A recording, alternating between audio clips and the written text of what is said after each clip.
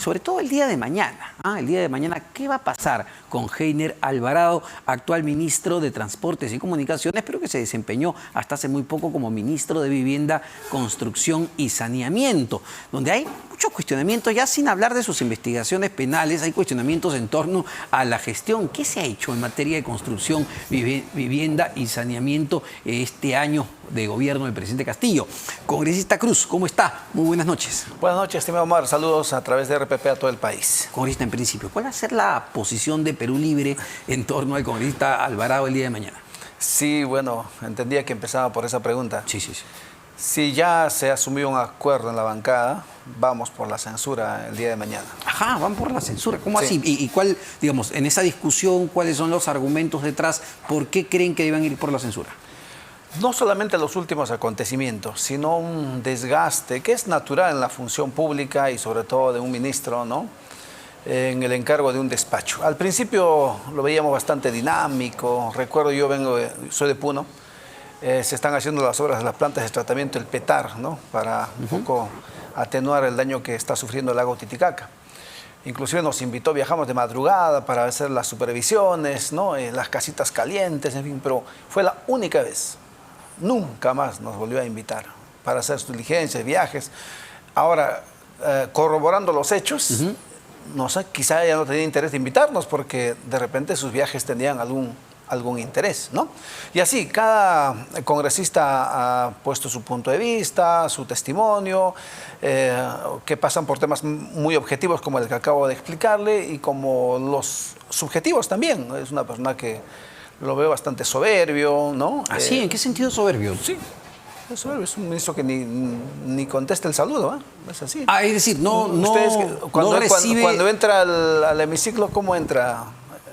Pero no todo recibía... orondo Porque yo tenía entendido que recibía a los congresistas en el ministerio, que tenía una buena relación, como fue en su momento con Juan Silva. Seguramente con algunos, seguramente con algunos. Y es más, estas presunciones que se han dado respecto a la resolución 102, el decreto 102. El famoso decreto 102. Por ejemplo, ¿no? Yo tengo la versión de mi alcalde de Puno, por ejemplo, que ahí habían dos proyectos ya aprobados que ya merecían, porque tiene que atenderse a la población, pero los sacaron. Bueno, para poner otros. Dado que lo menciona, aquí hemos conversado, lo tengo muy fresco, con el gobernador regional del Cusco, el señor Jean Paul Benavente, y claro, él me señalaba que era increíble que proyectos pues muy iniciales, muy incipientes, de la noche a la mañana tengan presupuesto, cuando hay otros proyectos, me decía en el caso del Cusco, que están años esperando. Sí, como estos que acabo de citar, años y años, y encima te dicen, mira, vamos a ver si el 2023 o el 2024, a ver si te damos. ¿Y por qué algunos salieron tan rápido? Entonces, obviamente, pues eso genera una molestia, incomodidad natural en la población. ¿Cree, ¿no?, que hay indicios de corrupción en el caso de Heiner Alvarado? Eso es lo que hay, pues, indicios, ¿no? Elementos de convicción le llaman técnicamente, ¿no? Pero no son pruebas tampoco, ¿no? Entonces él está protegido por lo pronto por la presunción de inocencia. En tanto no lo sentencian, eso sí, claro, va a tomar mucho tiempo en el proceso, en el sistema judicial que tenemos. Pero ¿no? me imagino, a ver, está muy bien, toda persona es inocente hasta que se demuestre lo contrario, pero estamos hablando de un ministro de Estado, estamos hablando de un servidor público, ¿no? Tendría que tener pues un mayor nivel de transparencia y de galardones, ¿no? Se supone del idóneo, ¿no?, del elegido, del que el presidente confía, pero mira, y luego ahora lo reciclan a otro ministerio, entonces pasa por el indispensable, ¿no?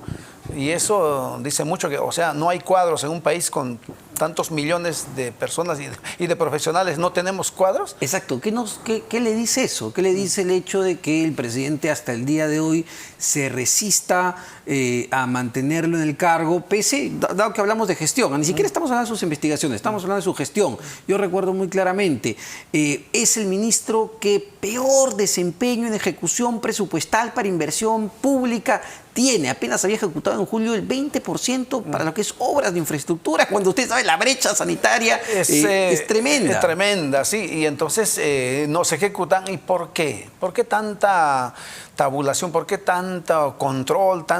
Tanto, digamos, tanto tacañez, para decirlo en el término popular, ¿no? Y decir, no va, esto sí va, el nivel de observaciones, y no haya una decisión política de decir, esto va, o por lo menos racionalizar, ser equilibrado y ver qué regiones necesitan realmente. Pero Entonces, nada de eso se ha percibido. Porque si esa evaluación es más o menos clara, y estamos hablando de cifras, congresista, ¿por qué cree que el presidente lo mantenga hasta ahora?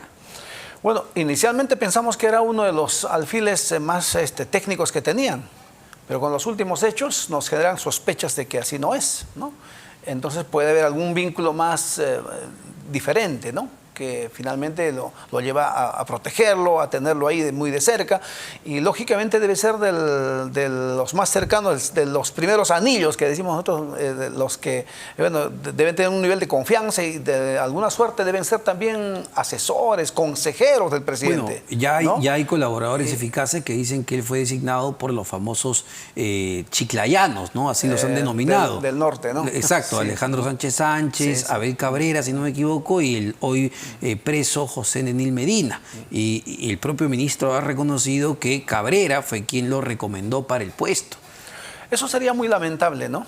Que no solamente el presidente lo haya elegido como un técnico, sino bueno, porque alguien lo haya recomendado. Eso que no está mal, eso que alguien lo recomiende, pero ponen a alguien, ¿no? Y detrás de él hay una suerte de mafia, ¿no? Que está yendo con otras intenciones para echarle mano a los presupuestos del Estado.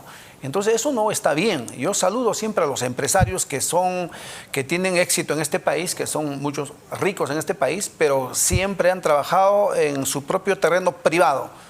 Pero algunos fungen de ricos y de famosos y exitosos, habiéndole echado mano al presupuesto del Estado. Así cualquiera es famoso, rico y exitoso, bueno, Ahora, esos tenemos muchos. Hoy se ha conocido que el equipo especial de la policía ha detenido a Daniel Obregón Flores, quien sería uno de los financistas de la campaña del presidente y cuya empresa, justamente dado que estamos hablando de esto, cuya empresa fue beneficiada el año pasado con una obra a dedo de 19 millones de soles en Anguía, Cajamarca. Usted, no sé, como parte de la campaña en Perú Libre en su momento, ¿llegó a conocer a este señor, Daniel Obregón Flores? No, los de Perú Libre, no sé cuántos, que estuvieron bastante cerca al presidente. La mayoría siempre fuimos ese círculo muy lejano del presidente, ¿no? Veíamos justo a los cercanos, los sobrinos, el señor Pacheco, pero nosotros siempre el partido ha estado muy distante, muy alejado, porque, bueno, el presidente consentía quizá eso, o esa era su voluntad, quizá nunca nos quiso desde un principio, ¿no? Yo no sé. Nunca lo he escuchado decir gracias a Perú Libre y por Perú Libre soy presidente. ¿Así? Es un hombre que muy poco reconoce. Jamás, la verdad nunca he escuchado decirlo gracias, hermanos, trabajemos juntos, gracias a ustedes, sigamos adelante. Reconozco el trabajo. A ver, porque quizá públicamente... Por eso, pero en la interna ahorita nunca... ni en la interna, de verdad que sí. Ni le dijo, oye, Vladimir, gracias por prestarme tu partido para llegar a ser presidente. No sé si en privado lo haya dicho, pero por lo menos en reuniones así, grupales, ¿no? No, nunca lo he escuchado. Es un hombre que agradece mucho. ¿Eh? Después de esto, porque a ver, ya parece, yo insisto, ya es un miércoles cualquiera que cae una persona que fue financista del presidente, a quien se le asignó obras y está detenido en este momento. Vamos a ver qué pasa con él. Pero con todo esto, ¿usted ve sostenible todavía la presidencia de Pedro Castillo? No se trata de Pedro Castillo. Quizá él no se sostenga, pero en realidad se trata de todo un proceso de cambio que está pasando el país. Hay una correlación de fuerzas, ¿no? Que están enfrentados en cierto momento. Hay un momento de tranquilidad como el de ahora, ¿no? Cada quien tiene su mecanismo. Esa tranquilidad sí, rara que ya tenemos en Perú. Sí, y lo malo sería que lo normalicemos, sino tenemos que llegar a un nivel de mayor estabilidad, ¿no? Yo no le llamo mucho crisis, algunos lo dramatizan, crisis, pero la crisis es un elemento normal de los avances del desarrollo. O sea, tiene que haber crisis para dar un paso adelante, ir corrigiendo. Sí, pero acá le parece que dramatizarlo, no. El Congreso, por ejemplo, ha resuelto su problema, ahora tenemos un nuevo presidente, hoy día se ha agendado, hay como 80 temas para mañana, así que la cosa avanza. Pero usted sabe muy bien, lo estamos conversando con el Ejecutivo, por ejemplo, ir cambiando de ministros ya creo que uno cada mes en promedio, pues sí genera una serie de problemas, ¿no? No permite desarrollar gestión pública. Problema del Ejecutivo. Pues, ¿no? Sí, a eso me refiero, ¿no? Sí, Porque sí. si hay una crisis. Ahora, claro, nosotros como Perú Libre, si estuviéramos cerca con el presidente, quizá tuviéramos la oportunidad de aconsejarlo, de proponer, no lo sé, ¿no? Pero no estamos cerca, pues es la mala suerte que tenemos. Claro, pero digamos, entonces, estamos ahora orientados al trabajo en el Congreso, que es lo que tenemos. Perú Libre tiene la bancada en el Congreso y ahí está trabajando. Pero Ejecutivo, estamos lejos. Pese a ese análisis que usted hace bastante claro y contundente de cómo ve al gobierno, yo le preguntaba, ¿no? Si usted cree que es sostenible llevar al país, digamos, con un ejecutivo hasta el 2026 así. Ese sostén lo da el marco constitucional, el marco legal. Fue elegido por 5 años, como el Congreso, y eso tiene que sostenerse, ¿no? Ahora, las reglas para los hechos de la comisión de delitos, en fin, eso también tienen sus salidas, tienen sus filtros. El caso del Constelera, por ejemplo, el caso de... Para el Ejecutivo está la censura, la interpelación, la censura, como el de mañana, ahí. Y esos son mecanismos que existen, ¿no? Entonces, en ese ritmo, en esa dinámica, pues la gestión pública en el país tiene que ir avanzando, el gobierno también. Y dentro de esos mecanismos constitucionales también existe la vacancia. Por eso le preguntaba si ustedes estaban o en algún tipo de eventualidad, porque no lo están, entiendo ahora, pero en algún momento podrían llegar a estar a favor de la vacancia. Claro, la formulación de una moción de vacancia no es patrimonio de la derecha o los grupos de oposición en este momento, ¿no? Lo podríamos hacer nosotros también, ¿no? ¿Qué condiciones se tendrían que dar para que eso suceda? Fundamentalmente cuando sean hechos ya delictivos, ¿no? Que realmente donde se quiebre el orden de la Constitución. Entonces ahí... Pero en este momento no ve digamos, fuertes indicios. Son acusaciones. La cuñada hija. Lo que pasa es que también, en este momento, con el mayor respeto de la prensa, han caído en una suerte de refrito y darle vuelta a lo mismo, La gente ya pero como que dice, oye, ¿por qué todos los días con lo mismo? Justamente la vacancia, vacancia. ¿No le parece grave, por ejemplo, que encuentren $20.000 en Palacio? Quien diga que es grave o no, ¿le parece grave quien diga que es grave o no, eso corresponde en este momento al Ministerio Público. No, pero y el Ministerio Público, los congresistas tienen pues una posición política al respecto, sí, ¿no? Una opinión. Por supuesto, y los periodistas tenemos que informar sobre eso, ¿o no? Cada quien en su rol, correcto. Claro. Ustedes hacen su información, no hay problema. O por ejemplo, ¿le parece un refrito que se capture hoy a un financista de Pedro Castillo? Ese es un tema nuevo. Y a quien se le ha dado una obra de 19 millones de soles. Ese es un tema nuevo. Pero por ejemplo, pues. ¿qué culpa tendrá pobre pueblo de Anguía? Exacto. Y eso es lo peor, ¿no? Sí, los que más sufren son los que no llegan las obras. Claro, ellos son los que sufren, ¿no? Porque la obra la necesitaban, ¿ah? Ahora, ¿cómo se gestionó? Ahí está el problema. Exacto. Nadie tiene nada en contra de esos pueblos que merecen esas obras. Pero ¿quién es aquí el responsable finalmente? ¿La prensa, los congresistas o el Ejecutivo que lleva las obras de esa manera? Estamos cayendo en excesos de repente. El Congreso, Ejecutivo también siempre confrontacional, yo traigo mi gente, entonces eso no está bien, pues el país no le ve bien. En un pueblo lejano, en la última semana de representación, decía, por favor, queremos paz, creo que una señora religiosa, ¿no? Queremos paz, y se puso hasta a orar. Entonces, son mensajes claros, ¿no? Nosotros deberíamos leer eso de la realidad y ponernos a trabajar. Como yo tengo esperanzas de que el nuevo presidente del Congreso nos va a poner una dinámica de chamba, y eso es bueno, ¿no? Pero si nos sale de nuevo, como en la gestión anterior, que lo primero que se hizo es renuncie, presidente, o vacancia, o meter una ley express, como lo de la derrama magisterial. Como le decía, entonces se quiebra toda esa armonía con la que, por ejemplo, empieza una gestión, ¿no? Pero como le decía hace un momento a la congresista Rosángela Barbarán, ¿no? De Fuerza Popular, lo que queda bastante claro en este momento es que no hay los 87 votos para vacar al presidente Castillo. No hay. Nosotros tendríamos que estar convencidos y además ellos no hacen ningún esfuerzo para convencernos, ¿eh? Los de la oposición, dice. Claro. ¿En qué sentido? Yo creo que nunca, por lo menos conmigo jamás han conversado de la posibilidad de mira estos argumentos, estas razones, ¿no? Y por qué no, porque ellos por los medios sí, hay quienes lo último no les salió bien tampoco, que quienes no están de acuerdo con la vacancia son cómplices, o sea, si así te lanzan el mensaje, ¿cómo recibes tú? O sea, lo que usted dice es que, y a ver, claro, quizás son malos mensajeros, no sé. Que de la boca para afuera, hablo, boquilla, pero a la larga, mejor nos quedamos todos, hermanito. Todos estamos bien. Sí, parece ser que mejor nos quedamos. Yo quiero quedar bien con mi gente, ¿no? Quiero que me aplaudan, quiero salir en la tele, ya. Entonces eso va bien. Soy un buen político. Algunos creen que eso es hacer una buena política, ¿no? Y están siempre buscando dónde está la cámara, el periodista amigo, ¿no? algunos pasamos corriendo. A ver, interesante lo que dice. Interesante lo que dice, gestos como el de ustedes que de vez en cuando nos traen para acá. Porque claro, cuando ya se plantea en blanco y negro un proyecto, oye, ya, listo, bueno, no hay vacancia, pero adelantemos las elecciones. Y Susel Paredes ayer decía, ¿no? Y mira, no necesitamos 87 votos, ¿ah? Necesitamos 66 y llevarlo a un referéndum para que el pueblo hable. Y hemos visto que casi nadie está a favor de eso. Sí. ¿Qué opina de igual. Nosotros ahí tenemos claro también. Adelantamos elecciones, hay que hacer algunas reformas necesarias, no podemos con las mismas reglas ir a elecciones. ¿Quiénes vendrían? Los que en los últimos años han destruido instituciones en el país y a los mismos le vamos a entregar el poder, no me parece, y el pueblo es consciente de eso, entonces el pueblo mismo se da cuenta de eso. Pero con un plus. Ese plus es Asamblea Constituyente. Ajá. Ya, no importa, ya, referéndum, 66 votos, adelanto elecciones, que el pueblo decida. Y no cuesta nada ponerle una segunda consulta que diga, ¿usted está de acuerdo con la Asamblea Constituyente? Consecuentemente, luego una nueva Constitución. Si es así, en primera nos vamos nosotros también. Con eso nosotros habríamos ganado muchísimo. Para eso vinimos y nos vamos triunfantes. Sobre todo los provincianos. Pero no dudo mucho, no lo digo por mí, lo digo por los votos en el Congreso, que eso vaya a pasar, ¿no? Porque ya el año pasado se archivó. Ya no nace de nosotros, ¿no es cierto? De Constitución. Usted tiene un buen análisis. Usted ha dicho que eso, en los mismos grupos que de la boca para afuera dicen, nos vamos, vacancia y todo eso, en el fondo la conducta es distinta.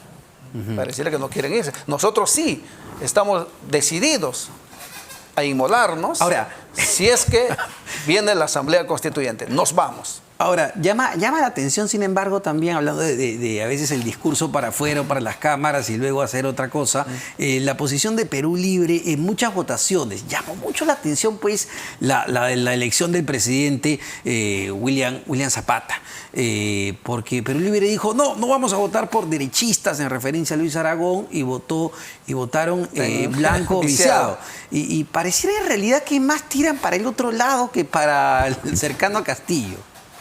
No está. Castillo, el presidente, simboliza el proceso actual. Es un proceso que está comenzando, procesos de muchos cambios que se vienen en los próximos años. Puede durar una década, más de repente, ¿no? Es el cambio de las estructuras sociales, ¿no? Es que aquí no necesariamente nos faltan en este país estadios, hospitales, colegios, carreteras, puentes. Tenemos otros males que nos hacen subdesarrollados. Injusticias. La corrupción. Corrupción. En todas partes. Machismo, desigualdad, injusticias, analfabetismo, pobreza.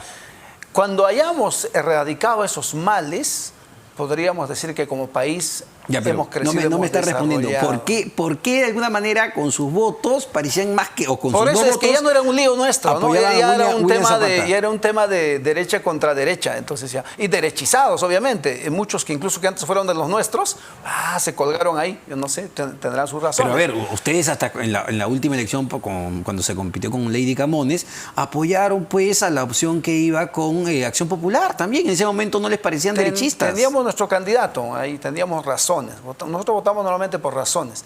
Pero esta vez ya la cosa fue más evidente que era entre ellos, ¿no? Ahí no se hacen problemas en teoría de unirse con un derechista, entre comillas, como ustedes dicen, y ahora sí pues no apoyan a un derechista, ¿no? No tiene mucho sentido. No, son procesos, son hechos distintos, ¿no? El de la última elección. La anterior un poco iba orientado a que no podían estar en la mesa ciertos sectores que en realidad no tienen el interés de, por ejemplo, resolver la pobreza, sino ellos viven de la pobreza. Su chamba es que la pobreza exista, porque el día que la pobreza no exista, ya no hay chamba, pues. Bueno, ya no hay ONG. Castillo o el gobierno también pareciera que vive la pobreza, porque los para usando como y así se utiliza todo, a la mujer, se utiliza el pueblo. Medio ambiente, se utiliza los recursos, derechos humanos, se utiliza para que ahí sea un medio de chamba y no necesariamente salir de ahí. O ¿no? es que no querían que el presidente del Congreso sea alguien cercano a Pedro Castillo, que es lo que se decía de Luis Aragón, porque de alguna manera, pues, Perú Libre tiene 16 votos y es una forma de